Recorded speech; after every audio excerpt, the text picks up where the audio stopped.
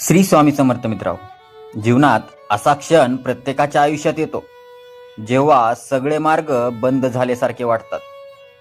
जवळचे लोक दूर जातात, पैसा साथ सोडतो आणि देवही आपली परीक्षा घेत आहे असंच वाटतं. आजची ही कथा आहे अशाच एका भक्ताची, जो शेवटच्या टोकावर उभा होता. तो देवाकडे तक्रार करायला गेला नव्हता. तो फक्त एकच प्रश्न विचारत होता, स्वामी, मी अजून किती सहन करू? माझी सहनशीलता संपत चालली आहे. आज आपण ऐकणार आहोत स्वामी समर्थांचा असा चमत्कार, जो आपल्याला शिकवतो की स्वामी उशीर करतात पण कधीही अन्याय करत नाहीत. ही कथा आहे एका मध्यमवर्गीय गृहस्थाची.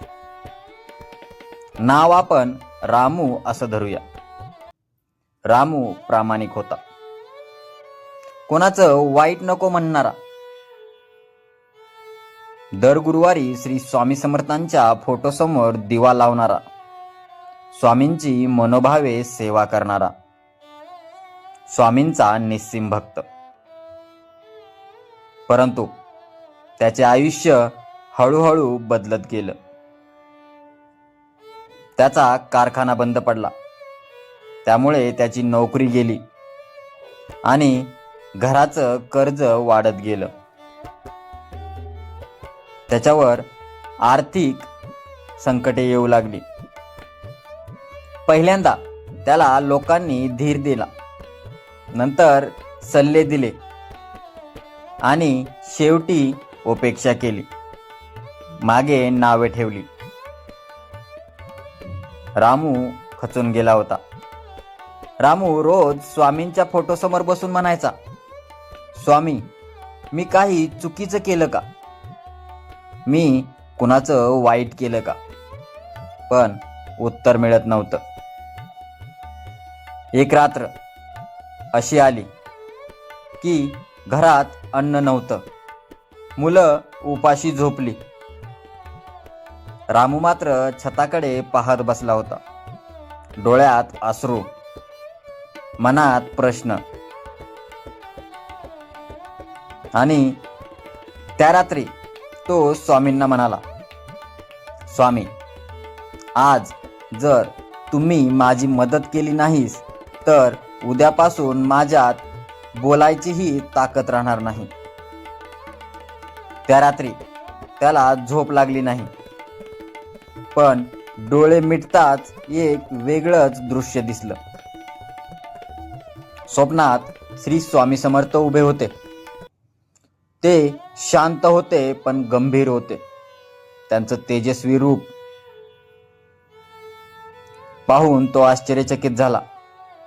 स्वामी म्हणाले, उद्या सकाळी तुझ्या समोर जे पहिलं काम येईल ते प्रश्न न विचारता कर.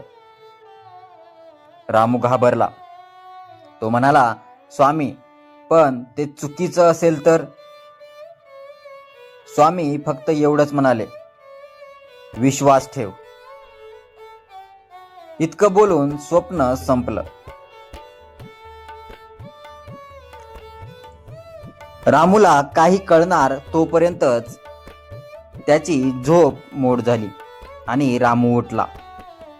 मनात भीती होती, पण थोडी आशाही होती.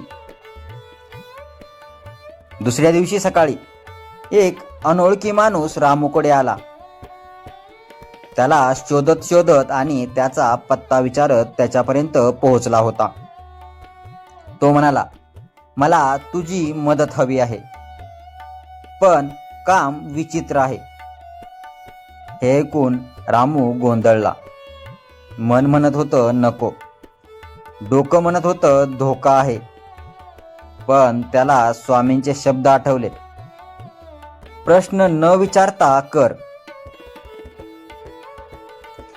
कापऱ्या हाताने, थरथरत्या हाताने रामूने ते काम केलं आणि इथूनच कथा वळण घेते.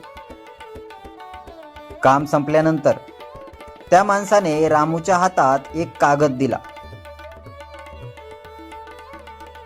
तो कागद म्हणजे नोकरीची ऑफर होती. पगार दुप्पट, जवळचं ठिकाण. रामूला कळलंच नाही काय घडलं. त्या क्षणी त्याच्या डोळ्यातून अश्रू वाहत होते. तो म्हणाला, स्वामी, तुम्ही मला पाहत होता. आणि त्याने स्वामींचे आभार मानले. त्याच्या सर्व आर्थिक अडचणी हळूहळू दूर होऊ लागल्या आणि त्याचे जीवन पुन्हा पूर्वपदावर आले. पूर्वीपेक्षा चांगली जीवनशैली झाली. ही कथा आपल्याला एक गोष्ट शिकवते. जेव्हा आयुष्य आपली पूर्ण परीक्षा घेतं, तेव्हा श्री स्वामी समर्थ आपली पूर्ण जबाबदारी घेतात. विश्वास ठेवा, थांबा, तक्रार करू नका. कारण स्वामी उशीर करतात, पण आपल्या भक्तांना विसरत नाहीत.